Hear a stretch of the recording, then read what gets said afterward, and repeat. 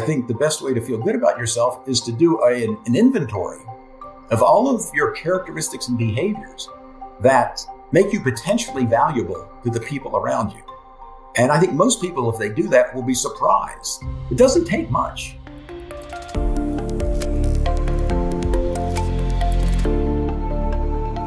All right, welcome back, or welcome to the Finding Mastery podcast. I'm your host, Dr. Michael Gervais, by trade and training, a high-performance psychologist.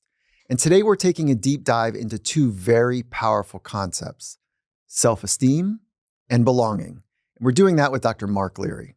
Mark is a former professor of psychology and neuroscience at Duke University, retiring after 39 years, who has published 14 books and over 250 scholarly articles and chapters on topics such as social motivation, emotion, and self-relevant thought.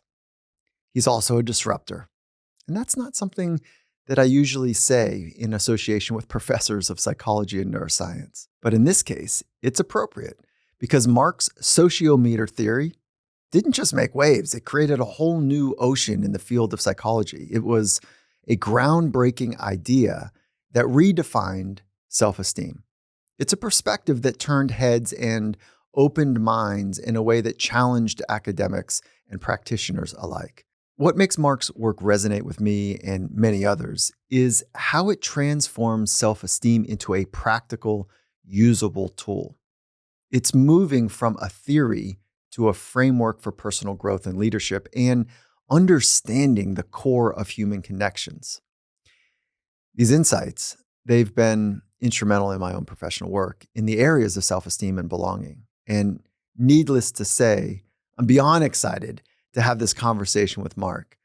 It's like stepping into a treasure trove of psychological insights. In this episode, we're peeling back the layers on all things self-esteem and belonging, whether you're leading a team, competing in sports, studying for your future, or simply navigating the complexities of daily interactions.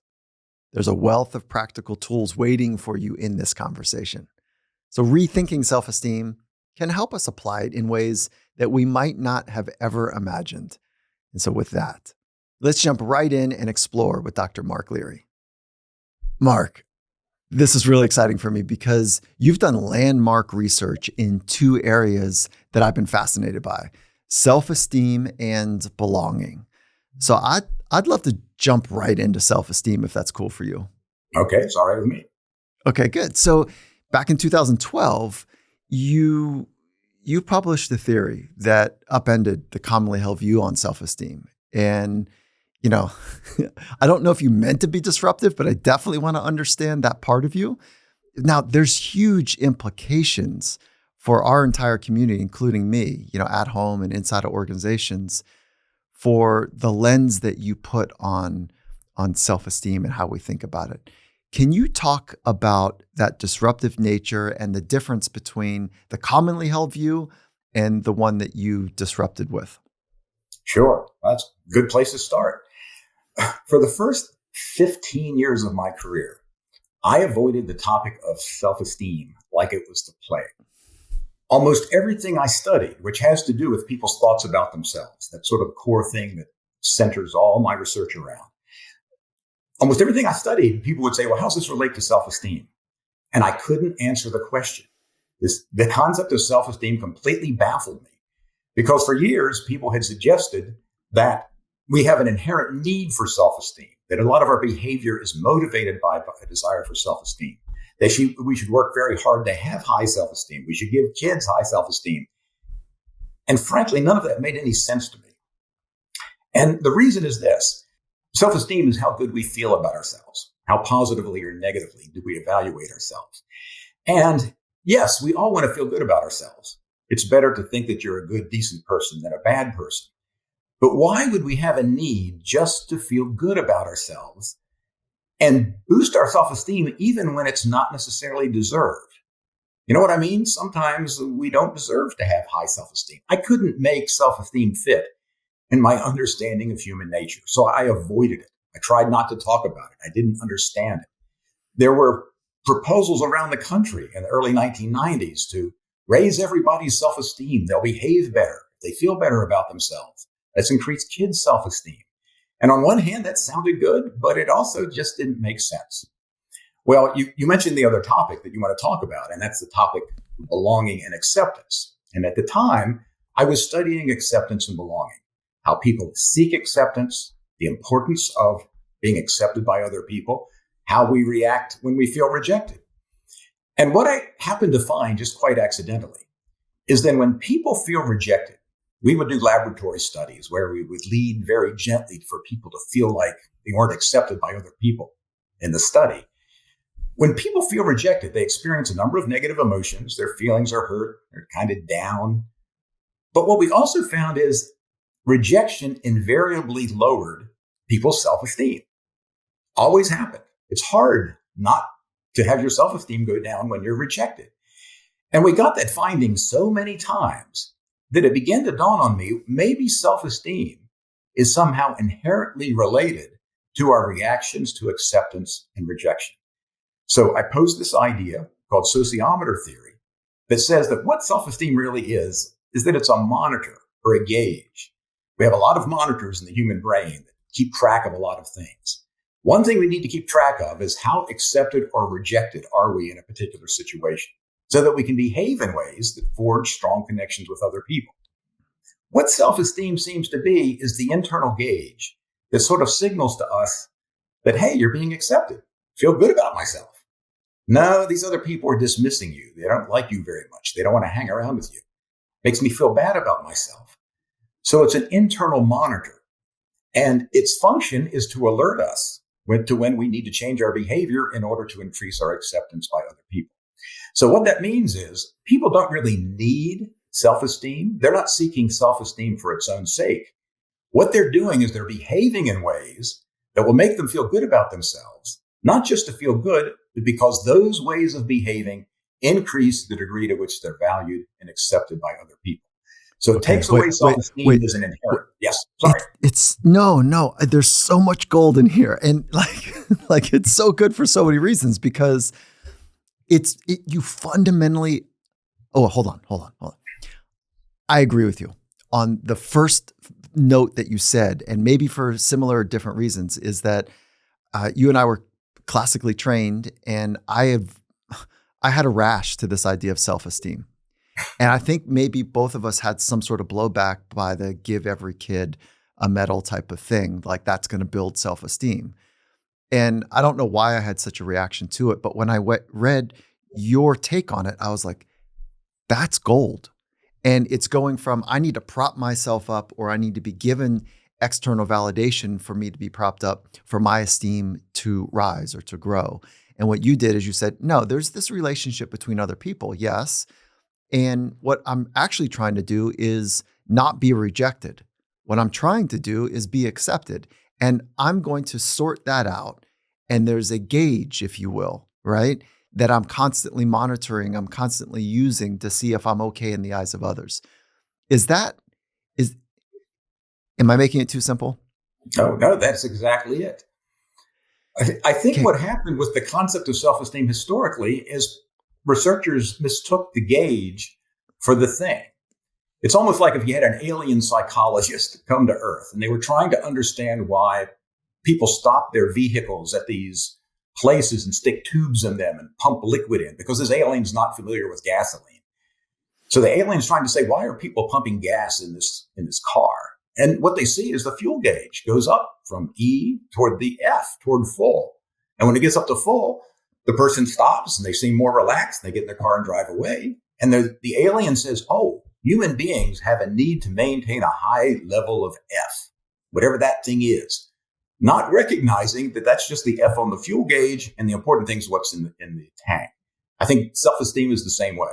We were looking at the gauge and thought that the gauge was important when really what's in the tank, your connections with other people, the degree to which you feel valued and accepted was the thing that was really centrally important to human well-being.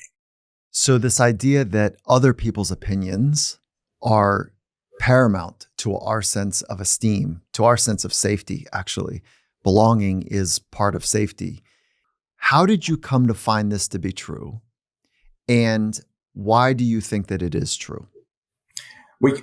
found it to be true in a number of studies, both experimental studies in our laboratory and also survey studies of other people that continually showed us that people have a strong need for belonging and acceptance. And when it's not fulfilled, all kinds of bad things happen.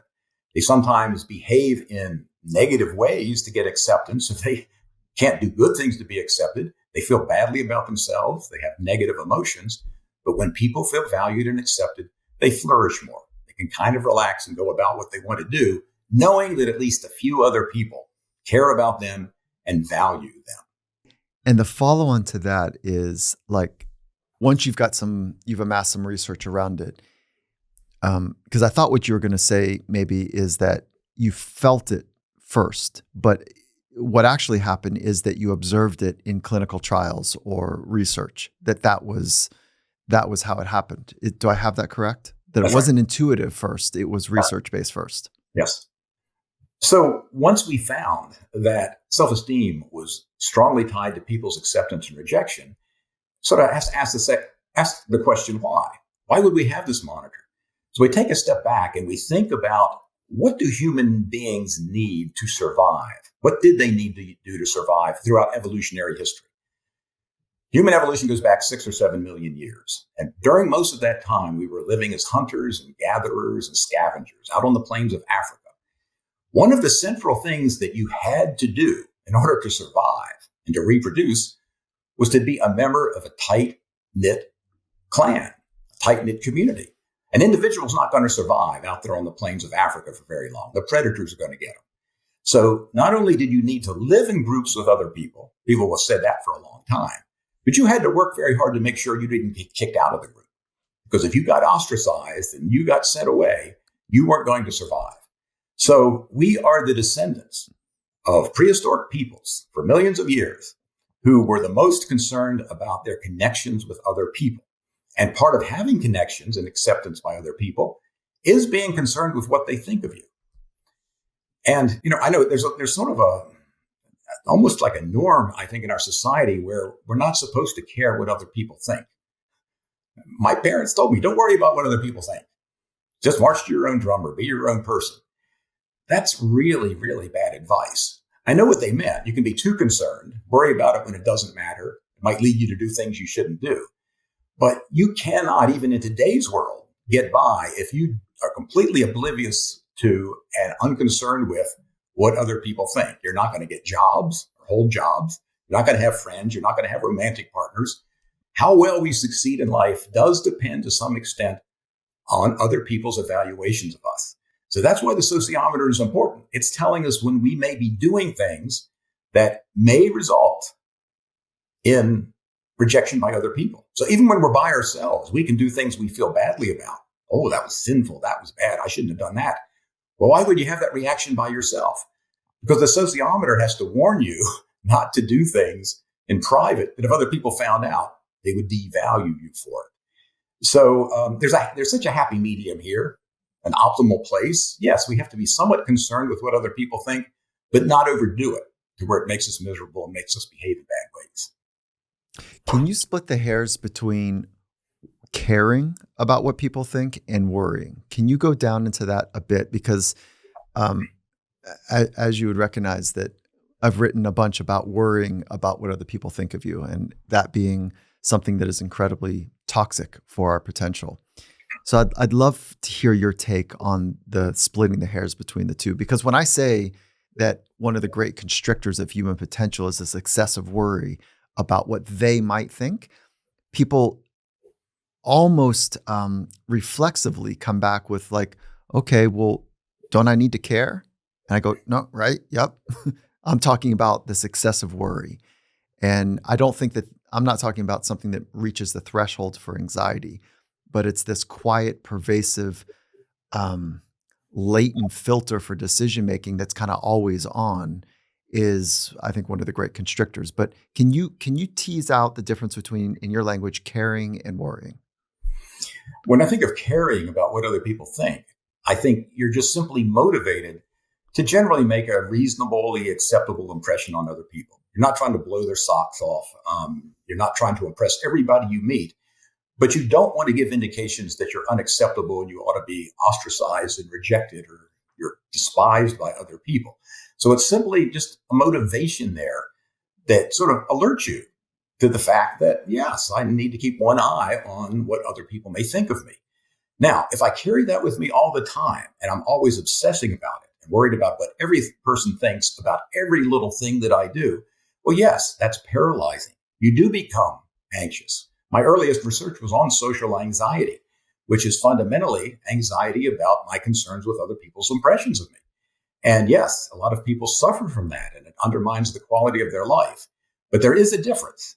And if it's turned into anxiety, then I think people need to sort of ask why. Either I'm too concerned with what other people think. I'm worried about it when it shouldn't be. There's people I'm concerned about their impressions when their impressions don't matter really in my life at all. Or maybe I'm not overly concerned, but for some reason I doubt my ability to make the impressions that I would like to make. And maybe I doubt them because I really do have problems interacting with other people. But most of the time I doubt it simply because I lack my social confidence. But really I'm doing just fine. It's clear that socially anxious people tend to underestimate how well they come across. So yes, I think that's a very important distinction, and caring too much about what other people think will make you worry, and it's paralyzing, and it leads to negative behaviors. That's the other problem. People, I think, would much rather be accepted for doing good things than doing bad things. But acceptance is so important. If I can't be accepted for being a nice person or highly competent or achieving or the other things that lead to acceptance, then I'll go off and do antisocial things and join an antisocial group or act out or something. But I think most people would choose to do good things in order to make impressions on others. Yeah. So this idea of a persistent worry, but not reaching the threshold of social anxiety, maybe it'd be useful, because you've done so much work here, to talk about in the most kind of available language, what is social anxiety? Social anxiety is simply feelings of tension and anxiety because you're concerned with what other people will think of you. And it's not necessarily a clinical level. We all experience this. I mean, when I was getting ready to log on to do this podcast, I had this little surge of anxiety. Boy, I hope I don't make a complete fool out of myself. When people get up in a public speaking context or meet new people for the first time or go on a job interview, there's this low level nervousness and tension and awkwardness that come about because I am so concerned with what other people may think of me in this context. Perfectly natural, perfectly normal. We all push through it. It becomes a problem when you're experiencing that anxiety when it doesn't matter, or is so much anxiety that you're miserable, or you're so preoccupied that you're kind of frozen, almost like people have test anxiety and they can't think straight.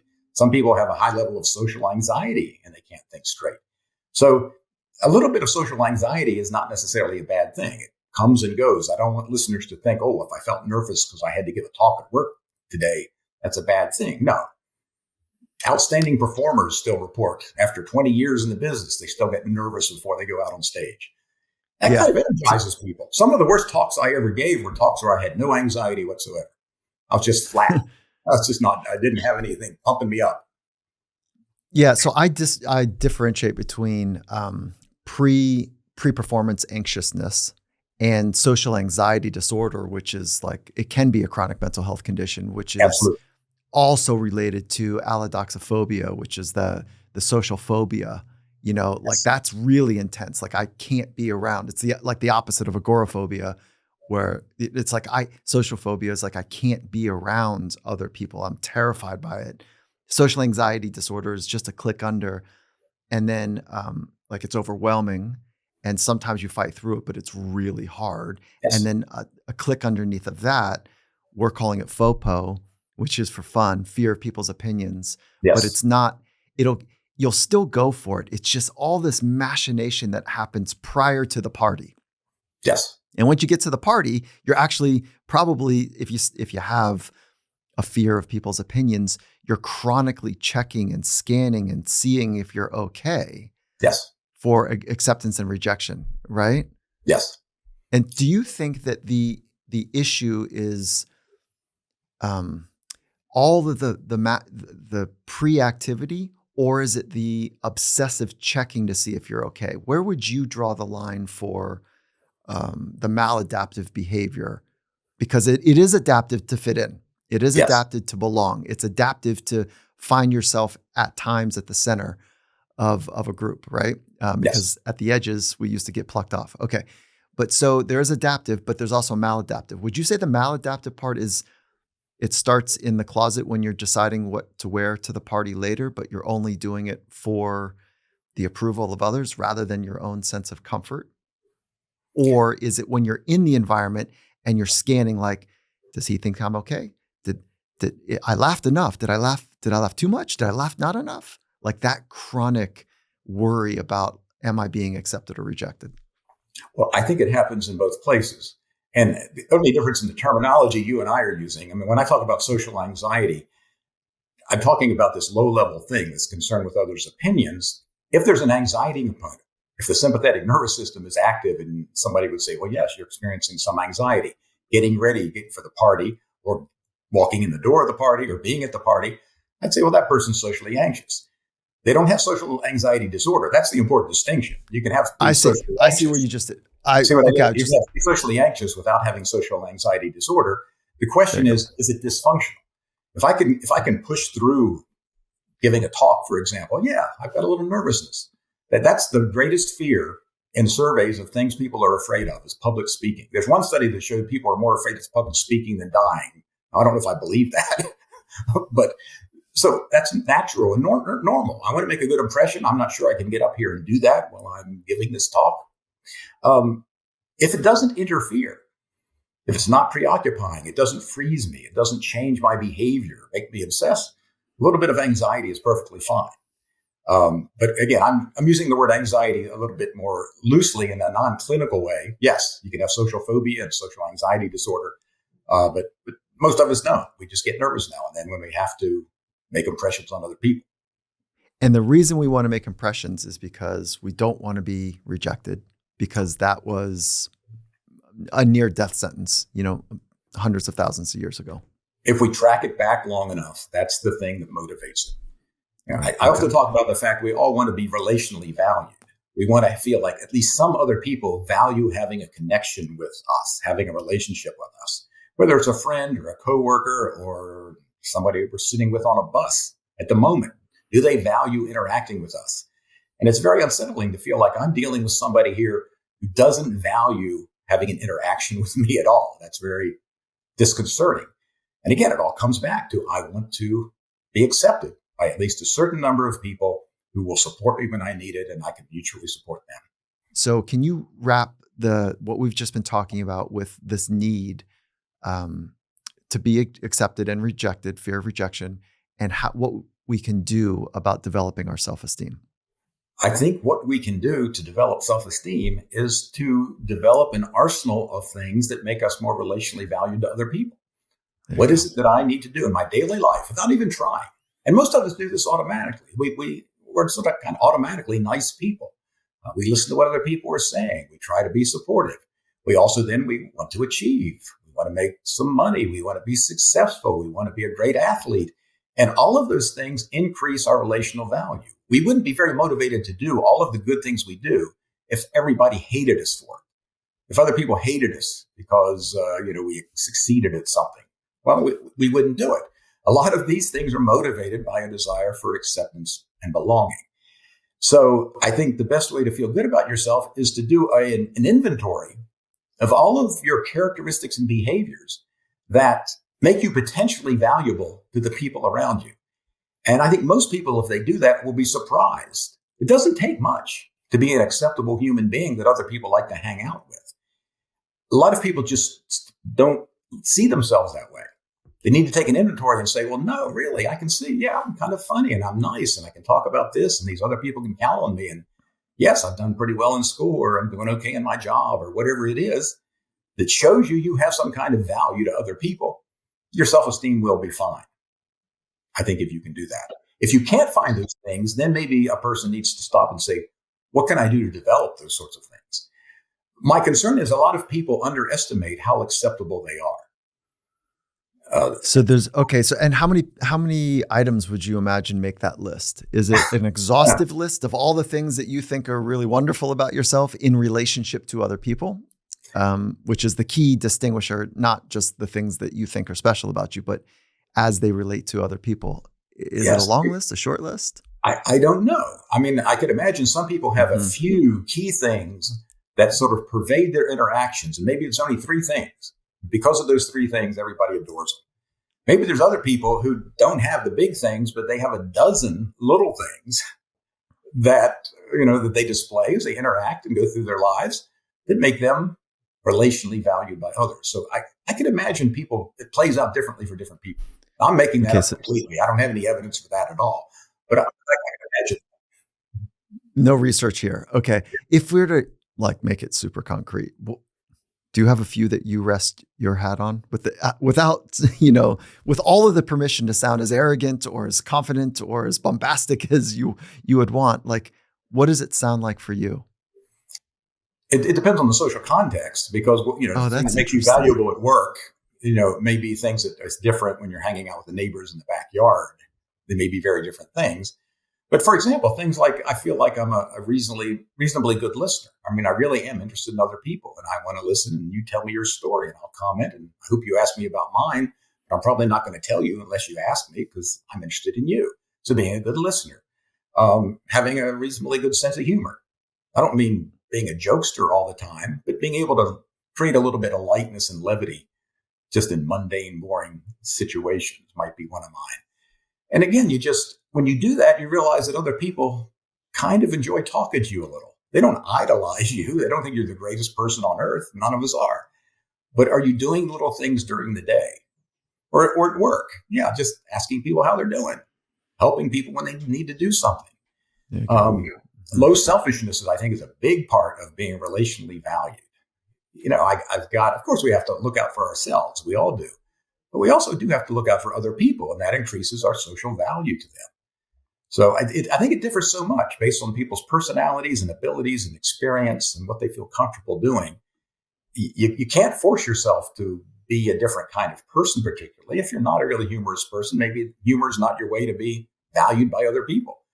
We all have that, though, and I think too many of us overlook it. I carried your original research around for a long time, in my backpack, just thinking about it, how it shows up, and the application of it. Can you talk about how self-esteem and sociometer theory relate to organizations and how people inside of businesses could apply this work? I think the key thing is to realize that no matter where people go, they're at home and they're with their friends, they're with their partners, they're doing leisure activities, or they're at work, this desire for acceptance and belonging is always going to be there. Historically, I think business organizations have ignored that. We just want people to come to work, do their job, we'll pay them. We don't want to hear anything out of them. Yet you're going to get better performance and happier employees if they feel like they're being relationally valued as members of that work community, whatever that is. Now, there's two dimensions of this that I think is important. One is they need to feel like they belong. And belonging is feeling like you have relational value as a member of a group. So I'm on a committee, or I'm on a work team, or I'm part of a particular department at work. Do I feel that the other members of my group value their relationship with me as a fellow group member? Or are they just indifferent to the fact that I'm even there? Or maybe they wish I wasn't there. They think I'm a pain. Do I feel like I belong to the group? On top of that, though, people want to feel accepted one by one outside of the work context. So in a work organization, it's not just that I want to feel like I belong to the work organization and the groups I'm a member of. I want to feel there's individuals there who value their relationships with me. The coworker who chats in the hallway, somebody who stops by to say hi in the morning. Not everybody at work is going to want to hang out with you. Of course not. But it's really important for employees to feel like there's at least a few people who care that they're there in a non-work related context. We have a lot of social interactions and social relationships where we work. So do I feel accepted by the people around me, at least some of them? That's a really important distinction. Do I belong to the groups, and am I accepted by the individuals as a person? Both of those have to do with my relational value, but sort of on different levels. I think work organizations can improve productivity, happiness, negative employee behaviors to the degree people can feel like they belong and are accepted. And I think most organizations just let that happen by itself, but maybe there's ways that the organization can facilitate that kind of thing. As a leader, what would be some things that you do? And as, let's say, a team member, what would be some things that you would suggest people do? I think more explicitly acknowledging the contributions of various members. We do that when people have great successes at work. Hey, yeah, Joe won an award. But just on a daily basis, just thanking people for their participation. Hey, I'm glad you were at that meeting. That was a good point that you brought up. Little things, because otherwise, how do we know how we're doing unless we get a little bit of feedback? We can't wait for our annual performance evaluation to find out what the boss thinks. Why not along the way? Same thing with the acceptance factor. Individual conversations. Do we convey to one another that, yeah, I'm delighted to chat with you out here in the hall? Or do I just ignore you as we pass without stopping and say, hey, how was your kid's soccer game last weekend? So I think if organizations can simply promote ways for people to interact in a more affirming way, and, a lot of people, when they hear that, it sounds touchy-feely, kind of lame. We're not making things up. We're not trying to get people to behave in ways that are false or duplicitous. We're trying to get them to convey their own heartfelt feelings. Because there's a lot of people at work that I have valued over the years. And looking back now, I suspect they don't have a clue how much I enjoyed talking to them. And that's a shame. And so a lot of us go to work and come home and feel like, well, nobody cared. Well, maybe that's true, but maybe we just don't express it to each other. Okay. So how would you square that with a teammate? So that sounds like, in some respects, a leader, but I can see where a teammate could do this. But I think what I want to drill into is that you've got a deep understanding about the gauge. You could be sensitive or insensitive, and you could be accurate or inaccurate to the signs that other people are explicitly saying or not saying related to your relational value. So what is something that I can get better at as a teammate if my supervisor or my leader is not explicit, has not gotten the memo here, and rewards with financial levers only, which no problems there. So their one lever is not belonging. It's not a sense of inclusion. It's like, listen, when you do a good job, you get paid. How would you help that person understand how they belong? Yeah, and that's very tough, because if there's not the external evidence coming from other people, it's hard for me to know what evidence do I have, whether it's my boss or my romantic partner or the guy I thought was my best friend. If they're not indicating to me that I'm relationally valued, how can I figure that out? The one problem that arises is we have research suggesting that in the absence of information, people assume the worst. That if people are getting neutral feedback or no feedback, they assume that they're being devalued. And that's not necessarily the case. Some of us just aren't very good at giving positive feedback or conveying how much we value other people. I'm not even sure I'm particularly good at that. So if we feel like we're not being valued, we can't just automatically assume that that perception's accurate. We need to dig deeper. But how we find out whether our boss really values us or not, I don't know. That's a really good question, but I don't have an answer for that. Okay. Yeah. Okay. That's cool. All right. Let's stay on the organizational level one more level, because I think one of the, we give annual rewards, quarterly rewards, we prop people up in meetings. It can feel celebratory in one respect and almost performative in another. And it is something that drives me a bit nutty when somebody comes onto a meeting and they're like, I just want to celebrate what A, B, and C person did, or what A person did, A, B, and C this way. It's nice. I appreciate it at one level, but when it feels performative, I start to get like, why are we grandstanding?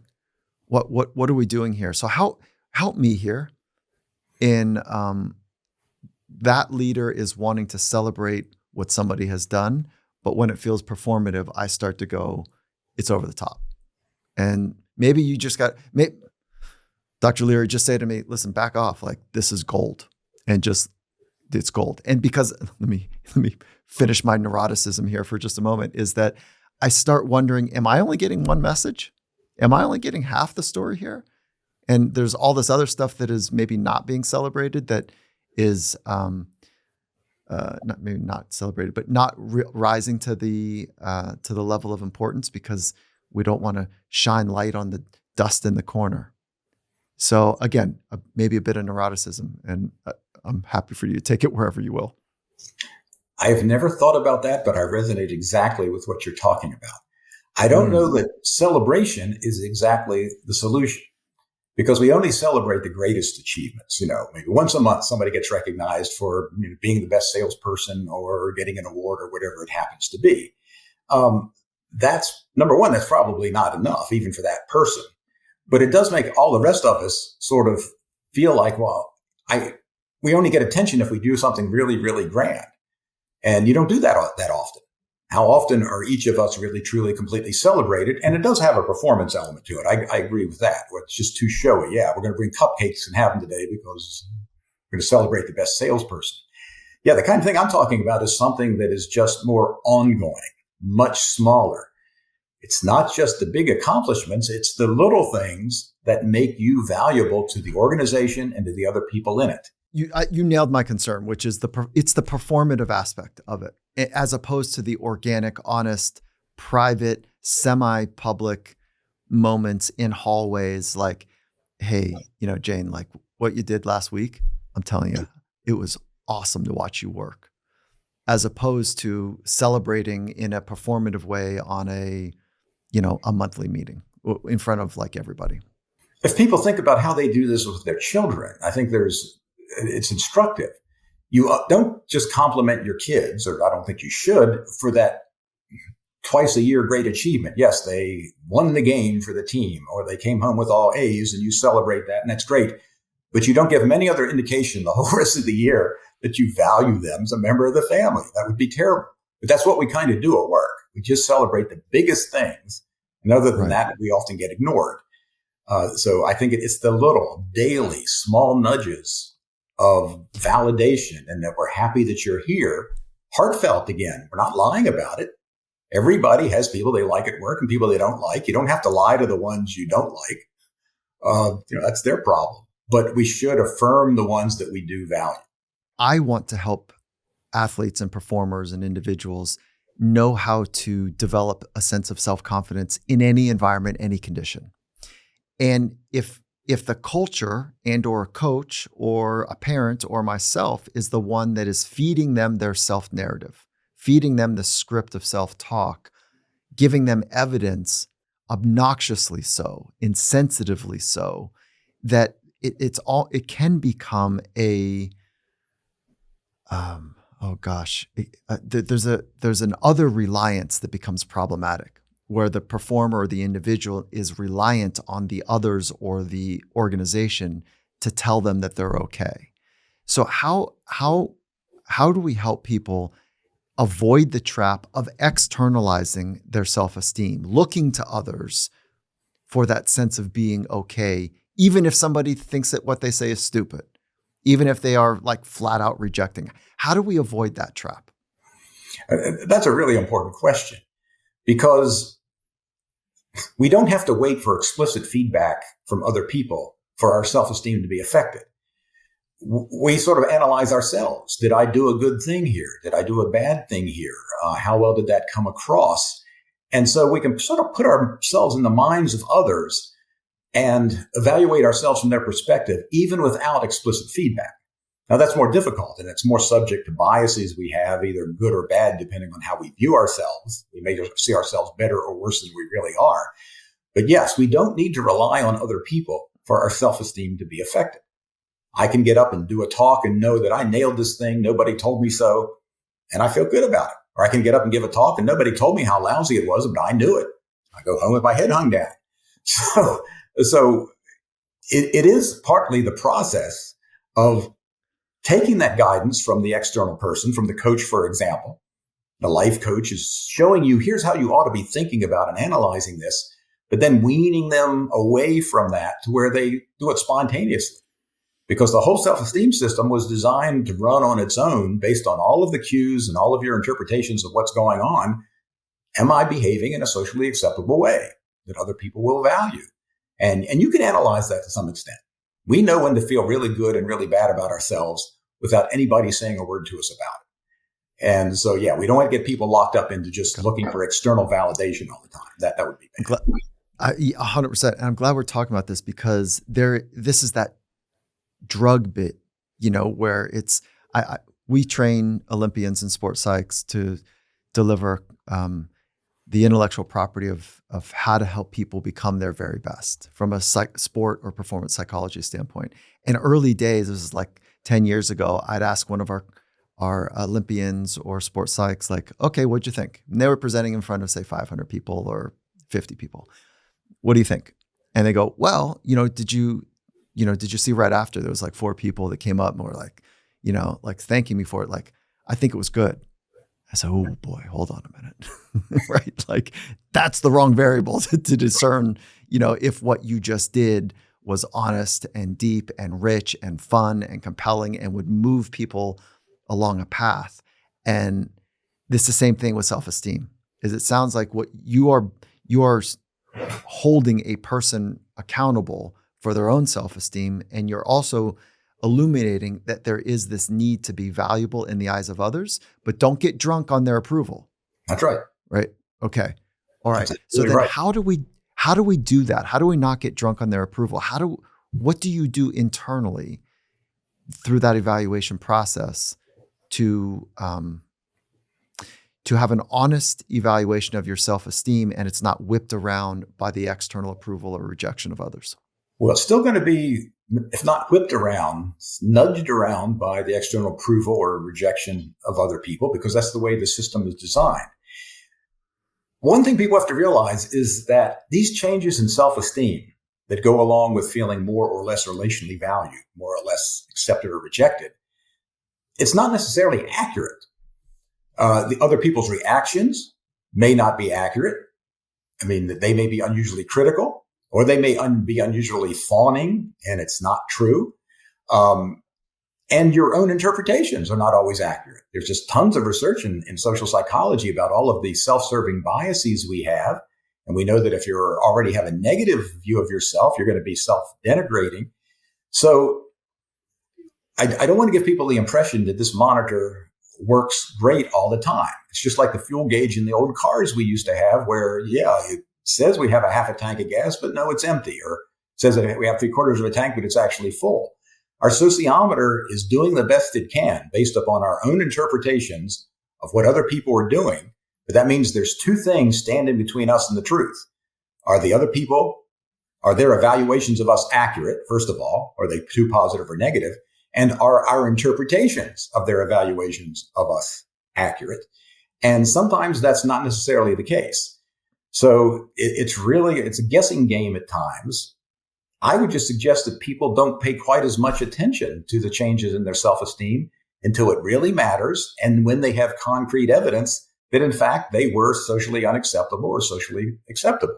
Is the gauge continually checking, meaning the gauge is rising and falling on a regular basis, like the gas gauge, or does it rise and fall over longer horizons of time? I don't know the answer for sure, but my sense is that we are monitoring other people's feedback, other people's reactions, pretty much on a non-stop basis at an automatic level. And you can sort of pick up on that is you're not, consciously, you don't walk through life, at least you shouldn't, saying, oh, what's this person think of me? What's this person think of me? But think how easy it is just to be going along, having a pretty good day until you just get that one quick dismissive reaction, that one frown, that one person who stares through us like we're an idiot. What that suggests is that we're monitoring all of the time, just like we're monitoring our room temperature all the time. We're not thinking about it until it suddenly becomes too cold or too hot. And then we become conscious of the temperature. We're monitoring other people's reactions to us, I think, pretty much continually, because it's continually important. Again, if you go back to the evolutionary argument, I couldn't afford to turn that mechanism off. I had to always be alerted to the possibility that I made somebody mad and they're going to drag me out of here and throw me out of the group. So right. I think it's going on all the time. That is why public speaking is so intense for people, because it's a lightning bolt right to a very primal origin story for belonging, for safety. Yes. And yeah, right. And it is beyond. You can train through that, no problem. Sure. Right. Like you can totally do it. How would you suggest people that, whether their public stage is in front of 1,000 people or a board of 12 people, a board of directors or whatever, how would you help people be just a little bit better at being grounded, being at home with themselves to express their ideas in a quote unquote public setting? Two things. One is, and these are both things I have tried myself and they sometimes work. I don't have good research evidence of this, but with an N of one, here goes. One is, I tell myself when I'm starting, let's say, that talk where I feel nervous, it doesn't matter right at this moment. Now, at the end, by the time this is over, if I've completely made a fool out of myself and they've dragged me out of here because I've something I said, well, yeah, then I have a problem to deal with. But at this very moment, why am I trying to assess this in advance? And this anxiety and concern I have aren't going to help me anyway. So what can I do to sort of say, I don't need to be doing this to myself right now? If it all explodes in my face, same thing with a job interview. Yes, of course, I'm nervous going into the job interview. But why am I worried about the outcome right now? All I can do is do my best. And this preoccupation and this high anxiety is not helping me do my best. What can I do to pull back? So it's sort of a way of sort of like delaying the pain. Let's wait to see if it really blows up in my face. And then I can be pained about it. If everybody laughs at me and ridicules me and says, we never want to see you again, then I'll deal with it. But why am I worrying about that in advance? The thing that helps with that a lot is, what people today would call mindfulness. Back when I first learned to meditate in the mid-90s, it's just meditation techniques to try to find ways to let those thoughts pass through your brain without being pulled off task by them. All of our brains think without our permission. And when I realized that blew me away. I thought, it's my brain. Can't I tell it what to think? No, it's thinking without my permission. And a lot of the work that you do is trying to get people to have a little more control over their unruly brains. And if you can do that, you can take some of the edge off of those anxiety-producing thoughts, some of the edge off of that excessive concern with what other people are thinking. It's not going to go away. Human nature, that's what it is. We're concerned with what other people think. But you can take the edge off so that you perform a little bit better. It's awesome. I think framing, I'll add one more, because yes to everything you're saying. And then one more is the way I frame it and the way I've seen people frame a situation. It's like almost an outsized impact. If somebody says, man, I don't want to blow it. I don't want to look stupid. I don't want to, and that's how they're framing it. Or I've got to, this is my chance. This is the only time. Yeah. So there's some sort of always, never, black, white, big and disastrous, as opposed to, this is a great opportunity. And I can't wait to see where they go with the information I'm going to share. And I can't wait to see, the questions that rise, to see where I can get better as well. So there's a framing of gratitude, of hope, of others, what's going to happen for them as opposed to what's going to happen to you. So it's an external and then a framing in a way that, has some buoyancy and excitement. I like that. In the work you do, that what people say to themselves is often terribly negative, much more negative than they would ever say to somebody else, which brings in the topic of self-compassion. Can I be nicer to myself in these situations instead of flogging myself over every little misstep? And I know public speakers, for example, who afterwards tell me, oh yeah, I said that stupid thing and I couldn't get that out of my mind after I did that. Well, you wouldn't talk to somebody else that way. You wouldn't say, hey, what an idiot. Why did you say that? You need to just shut up now. Can you stop being mean to yourself? Now, that doesn't mean you don't say critical things if they're justified. That's the only way we improve. But I found in my own life that I was far harder on myself than I needed to be, because I had the mistaken assumption that I needed to beat myself up when I did things that made people reject me or that when I wasn't successful. And I realized, no, I didn't really need to. I just needed to recognize what needed to be changed and then to take steps to change it. So in a lot of these contexts, the things people are saying to themselves are just far more negative than they should be. And you can learn to reorient that to a more self-compassionate way of thinking about the challenge that you're facing at the I love that. Yes, that is a very simple framing and takes years. Well, it can take years. I'll argue with myself out loud right now is that it can take years to train, and you could make that decision right now and be great at it. So in an instant you could change it. And I love that framing. I learned that I was fortunate to sit with a small room. I'm totally bragging right now, in a small room with the Dalai Lama. Ooh, And it was unbelievable. Yep. And one of the insights is that somebody asked a question and he says, "Oh yeah, I think you need to keep working." And he says the fun part about the work is it could take lifetimes, okay, reincarnation, Right. or the next moment. Like enlightenment can happen this moment, but you've got to prepare for, to kind of be prepared to keep working for lifetimes. It was his note. So I just thought that was fun. That's good. That's very good. Okay. So I want to go back to kind of shifting just a little bit to this deep calling for interconnectedness. Can you respond to this maybe toxic, I don't want to put too much of a label on it, this Western individualistic way of living? Can you respond to the phrase that we are social animals masquerading as separate selves? Oh, that's interesting. we are certainly social animals. There are a lot of different social animals that depend on other members of their animal groups. But you're absolutely right. Here our brain gets in the way again because we begin to conceptualize ourselves as completely separate from the other animals in our group, the other human beings, when in fact we probably are more interconnected than most of us think. So I had a student do a dissertation a number of years ago on people who believe in the oneness of all things. And there's a lot of different ways to conceptualize oneness, whether everything is God or everything is cosmic consciousness or everything is Buddha nature. It depends on your own orientation. Everything is part of the universe. And clearly, people who have some kind of a conceptualization that at the fundamental level, everything is one, we're all parts of one big thing, seem to fare better psychologically and emotionally than those who feel like everything's separate, including them as a disconnected member of the universe.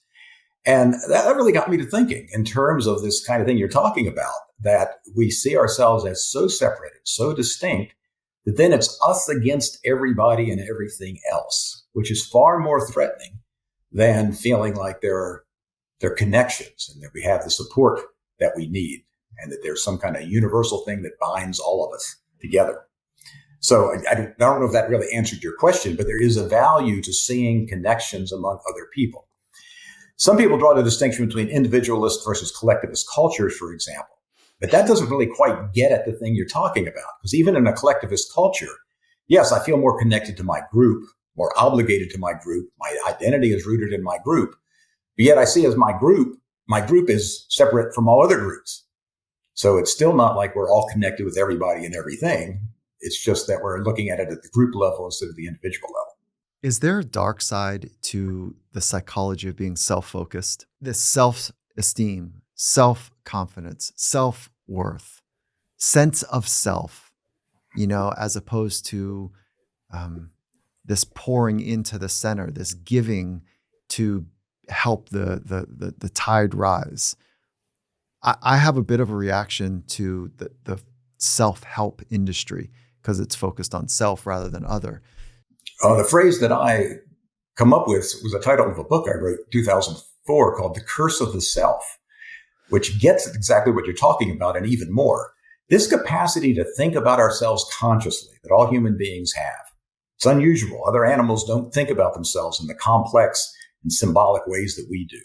We put ourselves in categories. We evaluate ourselves in certain ways. We have beliefs about what we're like. All of that is incredibly important.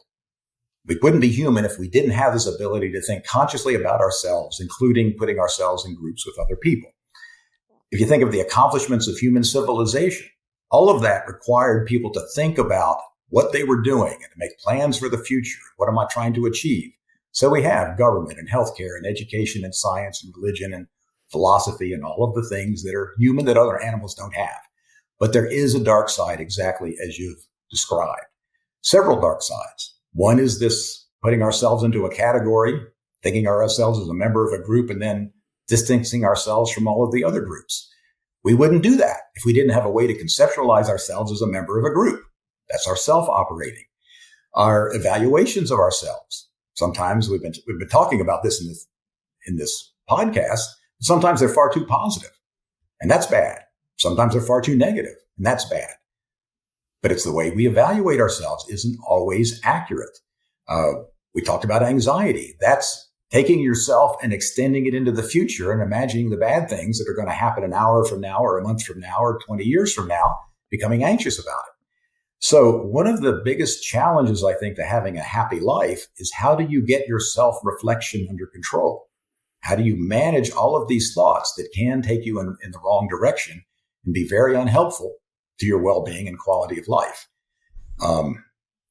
Psychology ignored that for many years. At the time I went to graduate school, the sense was the more you thought about yourself, the better. It would keep your behavior in line, and you'd be a good person, and you needed to know who you were and think about yourself all the time. Well, there's some truth to that, but it ignored the downsides. And so I've been fascinated by the downsides of too much self-reflection.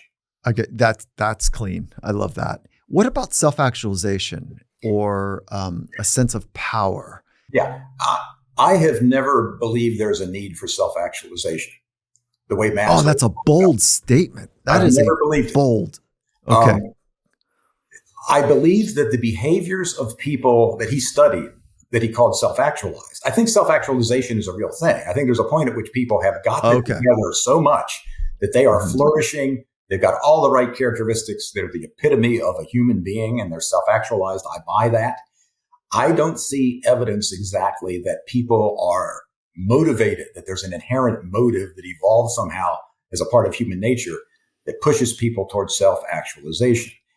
They're motivated to do all of these other kinds of things that psychologists have studied. And when they succeed at a whole lot of those things, they feel like they're accepted and they know what's going on and they feel good about themselves. Then they begin to act like a self-actualized person.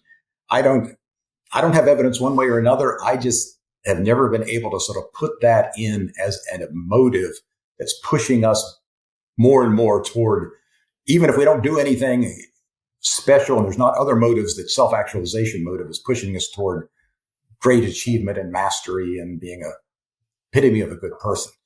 I think that's actually motivated by all these other motives when they work. If people are meeting all of their basic needs and motives, then they don't have to worry about stuff. They're thriving and they're self-actualized. So again, that's a personal opinion. I don't have any evidence. That's interesting. Yeah. So go ahead. Let me make sure I understand this though, before we go to power and control. You resonate with the idea of a motive being to become actualized, but you don't resonate with that it's a prime driver, that we need some of the basic kind of drivers to be in place before we can entertain flourishing. Is that how I'm thinking? Not quite. I don't know. I mean, this is just one of those things where I'm just speculating at the wazoo. I just don't know that there is a motive, a freestanding motive that's operating, that's nudging us all towards self-actualization. I think any more than a very well-behaved dog who knows a whole lot of tricks and is the best dog that anybody's ever had became that way because it moved towards self-actualization. It was just raised properly, trained properly, had a lot of good experiences. It was doing all kind of dog things and worked out real well. So I don't know. I just don't have any reason to think that there's something pushing us towards self-actualization that's independent of us meeting all of these fundamentally basic needs that we needed to survive during human evolution. It's not clear that our prehistoric ancestors were motivated by self-actualization. No, they just wanted to have sexual partners, to be accepted, to have social influence, not be eaten by things. And if they were living and everything was going great for a while, they might act like a self-actualized person, but not because there was a motive that pushed them into that. Again, that's complete. Oh, that's really interesting. That is really interesting. Yeah, cool. Okay. What about purpose? There's a lot of work right now at the organizational level and for individuals to know their purpose. And I like ringing that bell. I've found it to be applied and valuable. And so I'd love to hear your take on the desire for purpose or the need to have purpose. People certainly need to have goals that they're moving toward, whatever that may be. Now, I don't know if the way you think about purpose is just sort of the package of goals that motivate you and guide your behavior.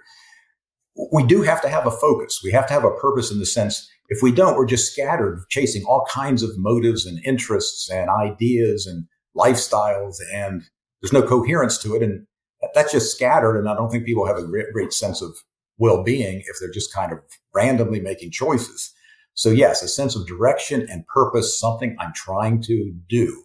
I tend to think of it just simply in terms of goals, maybe because the word purpose just seems, I don't know that I've ever had a purpose in my life. Maybe that's what it is. I certainly had really clear-cut goals, but if you said, has your life ever had a purpose? I would have to think about it. A purpose that was independent of goals, I don't know. But people have to be goal-directed. They have to have something that they're focusing on. What am I trying to do to make tomorrow better than today? Absolutely. Yeah. I would say that purpose is the one order above that, which is like the big question to wrestle down is like, what am I doing here? What's the purpose of me living? What's the purpose of us living? Like what am I going to do with my time that I'm physically here is kind of a almost too big of a question to get your arms around for most people until you start practicing. What I would say is like, what's my daily purpose? What's my purpose for this week? What's my purpose for this month? Like it feels like I think I got to thin slice it to practice getting clear on overall purpose. But so look, I've loved this conversation with you, and I appreciate that. You certainly have made me speculate about things that I sometimes know very little about, but I'm glad it was interesting. Well, did we? I feel like we got our arms around compassion. We got our arms around belonging. We got our arms around esteem. Do you feel like we answered those bells properly? The three legs to that stool of your work? Yeah, I remember. Yeah, I think without beating it to death, I think we covered it fine. Yeah, good. Where are you going next in your research? Like, what is next for you? Oh, well, I actually officially retired in 2019. So I'm a professor emeritus at Duke. And so I'm still continuing to work. I mean, still finishing up projects and doing other things. The topic that I've been spending most of my time on since about 2015 is intellectual humility. And so much of what I'm doing has to do with that, which is simply recognizing that for any belief that you might have, there's a possibility that it's wrong. It's sort of the recognition that you can't be right about everything. And that's certainly relevant when you see the ideological disputes in this country where everybody thinks that they're the one that's right about everything. And that can't be. We all can't be right. So how do we learn to live with that uncertainty of, yes, I firmly believe these things. I'm going to live my life according to these beliefs. But, I could be wrong. And I'm going to keep my eye out for any evidence to suggest that I need to fine tune my beliefs. I've been fascinated by this, just because we are all way too certain. I'm far too certain in the things that I believe. We all are. Well, why? And that works against us, because if the quality of life depends to some extent on making optimal decisions in life, you want to have the best possible evidence about everything in order to make those decisions. So you have to keep your eyes open and keep your mind open. But how do you do that without feeling like you don't know what's going on? And that's the critical question. One of my favorite applied scientists, there's many in my community that I have great respect for, but one that I've gotten to know really well, his name is Per Lundström. And he is on a mission to gather reference points for himself and for the people he works with. And those reference points are just ways there's unlimited amount of reference points about ideas and experiences and emotional expressions that he uses in some of the same way that you're talking about humility. Like there's this unbounded potential for experiences. And so he uses reference points as a way to help calibrate what somebody is actually experiencing and doing. And the downstream impact is that he and his athletes that he works with are incredibly humble because they're just talking about reference points. It's pretty amazing. And when you hear reference points related to humility, where do you go? Well, I don't know. I haven't done that much on humility per se, because this is intellectual humility in terms of recognizing that you are not always right. Humility is a somewhat different thing. That's not just simply not taking your achievements and accomplishments and characteristics so seriously that you think you should be treated special because of them. Okay, because that's what he's doing. He's helping with general humility by moving into reference points that are interesting and stimulating and still out there beyond what you've actually experienced. And you're going to intellectual humility, which I know you said, which is the openness to be wrong about a set of ideas. Yes, that's a good way to describe it. Yeah, that's really cool. And when you start getting into it, you start realizing I can't be completely sure about almost anything. Now, most of the things I believe, I think the sun's going to come up tomorrow, but is it? Maybe it's going to explode overnight. How do I know? So you begin to realize it's okay not to completely know. You have to act. You have to behave on the basis of your beliefs, but you don't have to be dogmatically certain, because that insulates you from evidence that you might be wrong. And it also makes you disparage people who disagree with you. And that's where the ideological problems really come up. Are there cultures or organizations or societies that inherently promote intellectual humility? It's becoming an increasingly big topic in management and leadership, because there's research showing that intellectually humble leaders are more effective and get better work out of their employees. Because instead of the leader saying, here's what we're going to do, and I'm completely right about this, and I'm not going to, and implicitly often conveying, well, I don't want to hear about it if you don't like it. Leaders who invite criticism of their ideas and say, okay, here's what I think we ought to do, but let me know if you see any holes in this, please, because we want to try to reformulate this to make it as good as possible, and then take their employees' viewpoints seriously. So it is moving its way into organizational psychology. Are there any historical figures or are there modern day leaders that exemplify intellectual humility in your mind? Not to my knowledge. Okay. Okay, good. That's a fun answer. I would like, for example, any political leader, just one time when asked a question, to simply say, I don't know. I'll look into that. You never hear anybody say they don't know. It's okay not to know. How is that different than growth mindset? Well, it certainly has to be related to a growth mindset. Absolutely true. That you have to realize that I'm in a continual process of growth and development, and it's not what I think I know right now, but I may actually know different things, new things down the road. So there is a growth mindset sitting behind intellectual humility. I agree with that. It's the opposite of hubrism. This arrogance that my way, I know better, I don't need you, I'm going to stop learning, like this way or no way. And so I really appreciate the idea of like investing in the curiosity to know more, the intellectual humility to know that you can't possibly know all things.